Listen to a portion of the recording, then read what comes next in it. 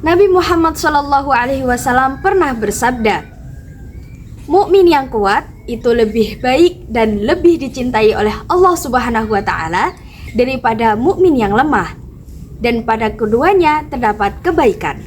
Hadis riwayat Muslim. Menjadi mukmin yang kuat bukan hanya tentang kuat fisik tetapi juga kuat mental. Salah satu langkah awal untuk menjadi kuat mental adalah menerima diri sendiri secara utuh. Assalamualaikum warahmatullahi wabarakatuh. Halo semuanya, alhamdulillahirrabbilalamin, hamdan wa syukranillah, wassalatu wassalamu ala rasulillah, amma ba'du. Alhamdulillah, hari ini aku akan membuat video dengan judul Seni Menerima Diri Sendiri.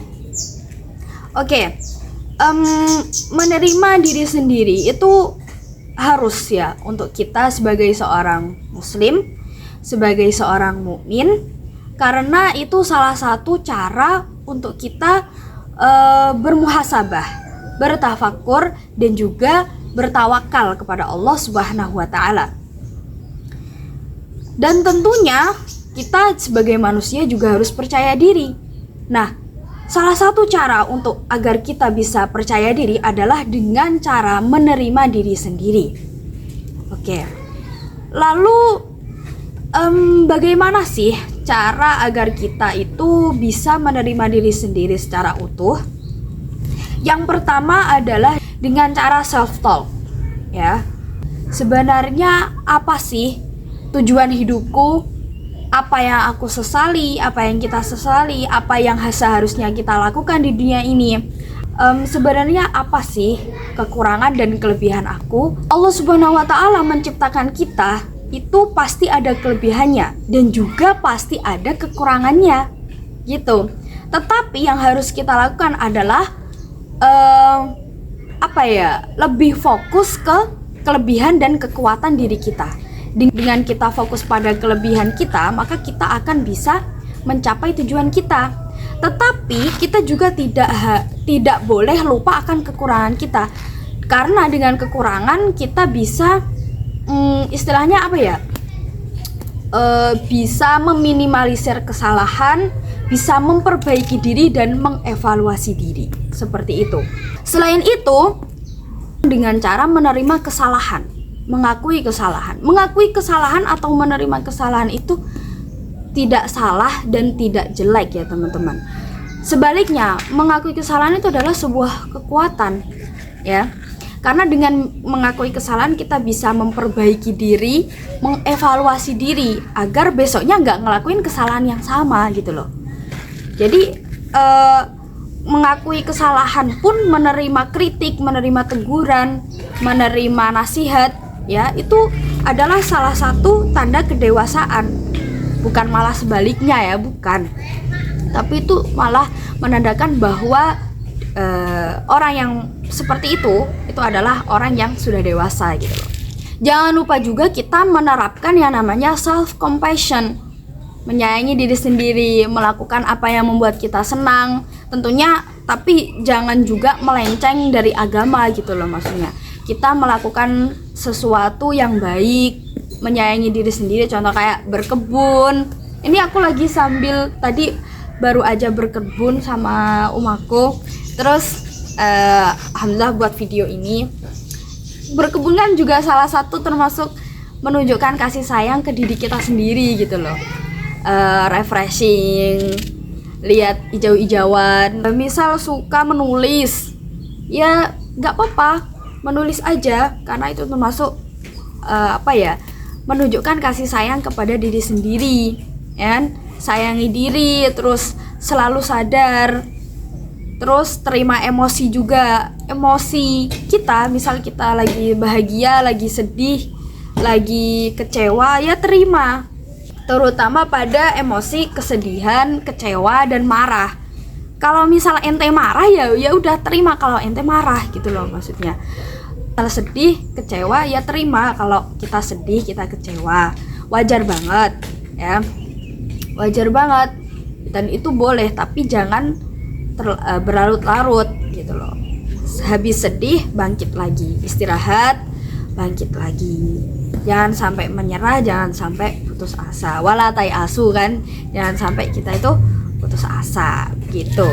Jangan lupa kita menerima keadaan, atau bahasanya tuh tawakal ya kan, menerima ketetapan Allah, ridho akan ketetapan Allah Subhanahu wa Ta'ala. Dengan kita menerima keadaan, kita juga bisa jadi menerima diri sendiri, ya kan? Oh iya, menerima keadaan masa lalu juga, memaafkan masa lalu, ya kan?